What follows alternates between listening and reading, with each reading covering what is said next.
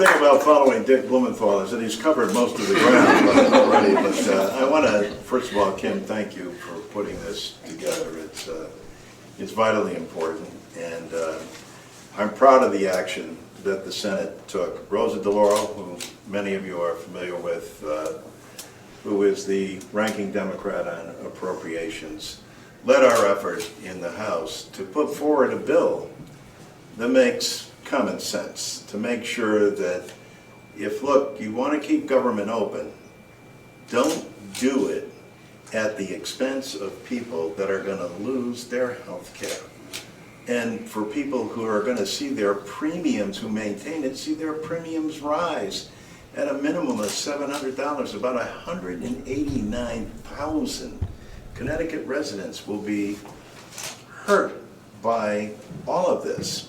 And so I first and foremost want to commend her for initiating the bill, but then for our senators who stood up.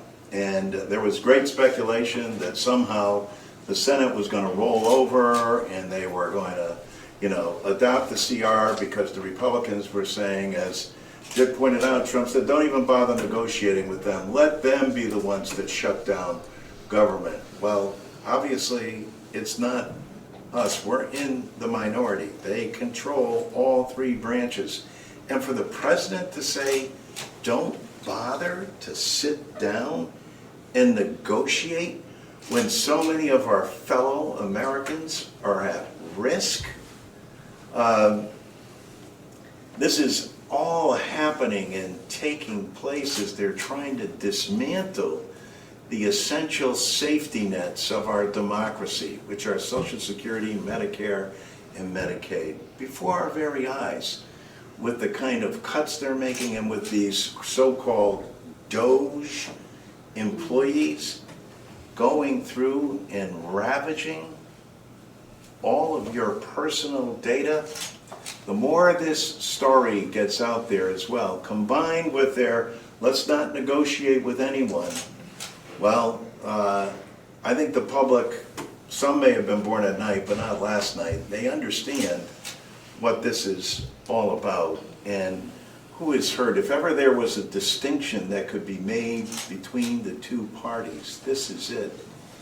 And especially with the so-called big, beautiful bill, who knocked 16 million people off of their health care and raised their costs, and I know you advocates are familiar with also, with the SNAP program and what is taking food out of children's mouths, out of the disabled mouths, out of the elderly, so that we can provide tax cuts for billionaires?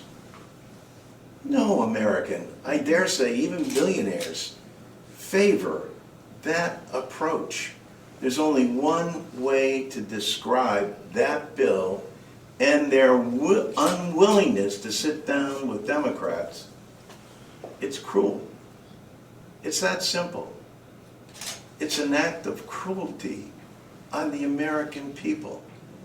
And if they think that Democrats were going to step aside or rubber stamp what they're doing, they better think again, because we're here to fight. We're here to say, look, as Senator Blumenthal mentioned, this is a pretty simple solution to this.